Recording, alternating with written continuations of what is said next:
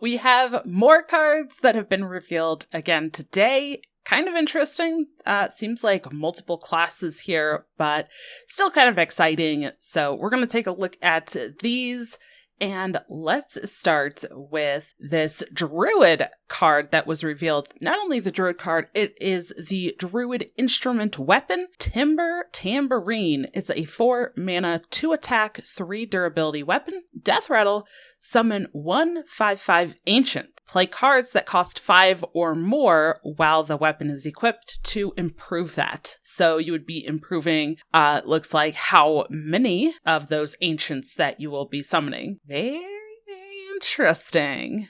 I am very intrigued by this. This does seem like something that could be pretty good for Druid, playing those higher cost cards. It's going to be really interesting to see, though. This is the first one we've seen of these instrument weapons that has 3 durability. So it looks like a little bit more time before you can actually use the Death Rattle on this, unless you're playing 2 copies of it and you can play those 5 cost cards, upgrade, and then replace the weapon with the second copy. That could be something you could do, but kind of interesting with that added durability here. But yeah, going to be really interesting to see if Druids want to use this, how they want to use this. This does cost a little bit more than the other ones that we've seen as well, which, the payoff of multiple 5/5 bodies does seem pretty good.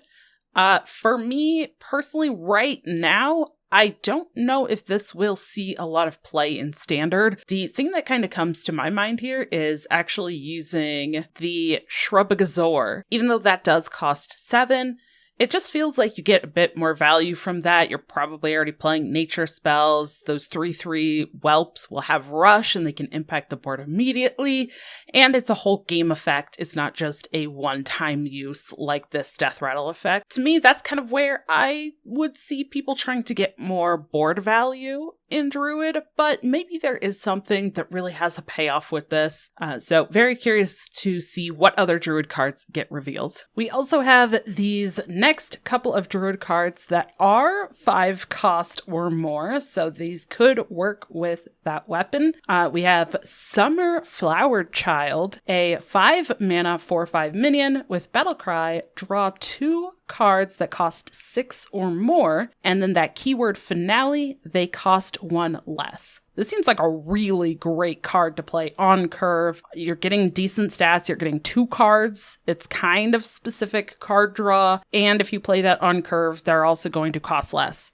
Just seems fantastic, honestly. Like, that seems like a very, very good card. This is not going to be something that's used in like a more aggressive Druid deck if that ever becomes a thing again, right? You typically aren't playing things that are going to cost 6 or more. So this will have kind of a very specific deck that you build to put this in. But I think in the decks that it gets played in, this is going to be awesome. And then that other Druid card is Drum Circle, a 7 mana nature spell that's a choose 1.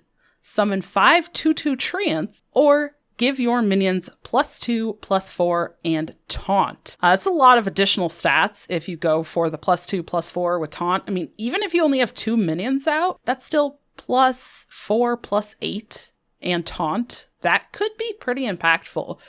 Going for the wide board could be something you could do as well. I'm kind of thinking of the, using that Death Rattle of the weapon, the instrument weapon, putting out some 5/5 ancients, right? And then just giving them +2/+4 and taunt. Those are some pretty big stats. That seems impactful. So I am very, very curious on that to see how these play out. But again, this one, going to be used only in certain decks, but honestly, this is still something that might be played in a more aggressive deck at the very, very top end, because it does have that flexibility of going wide on board or giving you all those additional stats. And a +2/+4 buff on a wide board can close out games. Honestly, this also seems really good. A little bit more flexible, I think, than the Summer Flower Child. This seems pretty interesting, and it's a nature spell, so it also does work with the Shrubagazor. So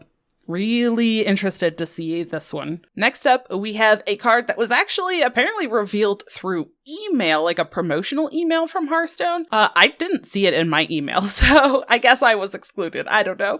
Or it'll come later after I've already put this video out. But we have Jive Insect, a shaman legendary spell here. This is the legendary song, Jive Insect. It's a 5-mana fire spell. Transform a minion into Ragnaros the Fire Lord, and you overload it for 2. This seems sweet. This seems really, really fun. Talked in the previous video about some of those overload cards and how those can work. This seems like a really cool payoff.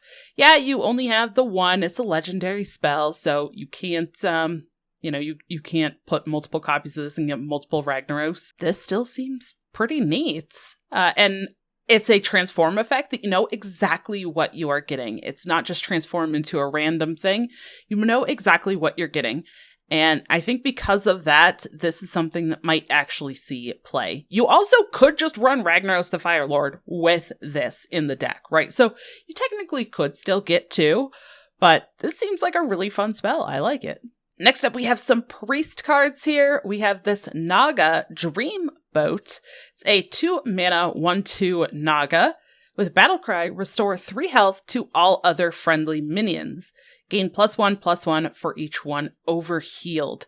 So using that very new keyword that's specific for priests, that's going to actually be an evergreen priest keyword, overhealed. It seems okay. I don't necessarily know if priest is going to be running a lot of minions that maybe you want this. Could be kind of interesting. I guess if you're doing something to deal damage to your own minions and then you can use this. It just seems kind of meh to me here.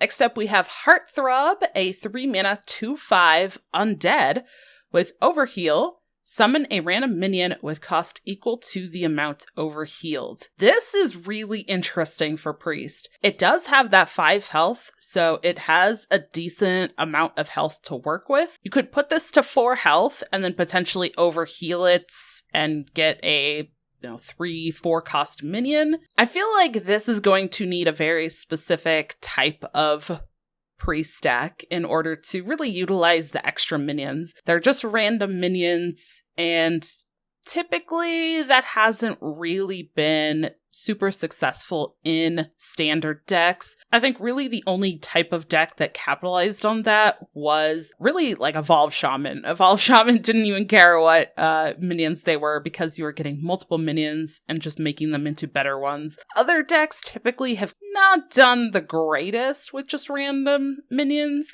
The next that I maybe could think of would be something like just the value you get from generating those if you are already doing that effect, like the Rogue Concoctions. So I guess if Priest has some means to already be like healing their stuff a bunch and they really can get some extra value out of this, out of something that they're already doing anyways, that's where there's going to be a benefit. But right now, I'm really not sure if this is going to be utilized very much in standard. Then next, we have the priest instrument weapon here, Idol's Adoration. It's a 1-mana, 0 attack, 2 durability.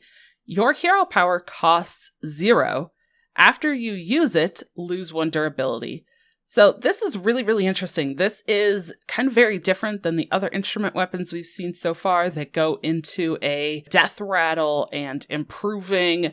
This is giving the hero power free uses while this is out on the board, which I guess also could work with things like that overheal and trying to heal your minions. I'm curious if the priest will really want to actually put this as a card in the deck for those free hero powers. Really might depend on if there's actually a benefit or a reason to be using those a bunch for overheal effects or what the payoff is for it. I just am not sure if there's enough value, but this does seem like it could be good. Free hero powers are never really terrible. We've seen that with the Hunter hero card, and Things like with the quest, once you complete the second part of the quest, you set that hero power to 0, and how powerful either damage directed or the animal companion hero power for free can be. We've seen it with the mage hero power being set to 0, potentially even freezing.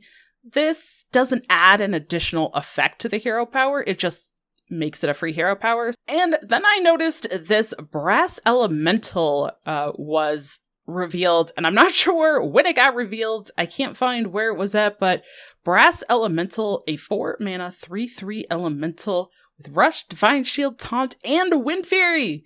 Wow, this seems really cool.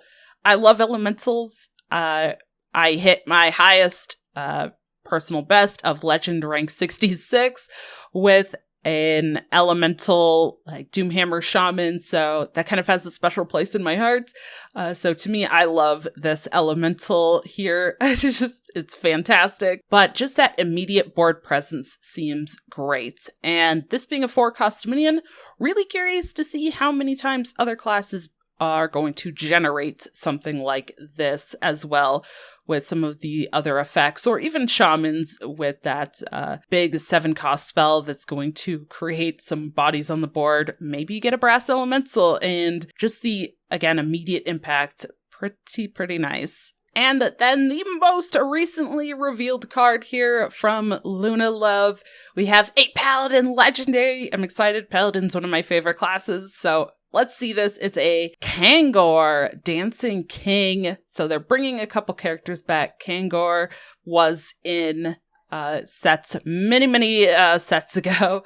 But here we have a 5 mana 3/3 with Lifesteal and Death Rattle. Swap this with a minion from your hand and give it Lifesteal. Wow. So it's like a continuous chain, or at least a double chain of some lifesteal, but swapping it means that you can play Kangor again.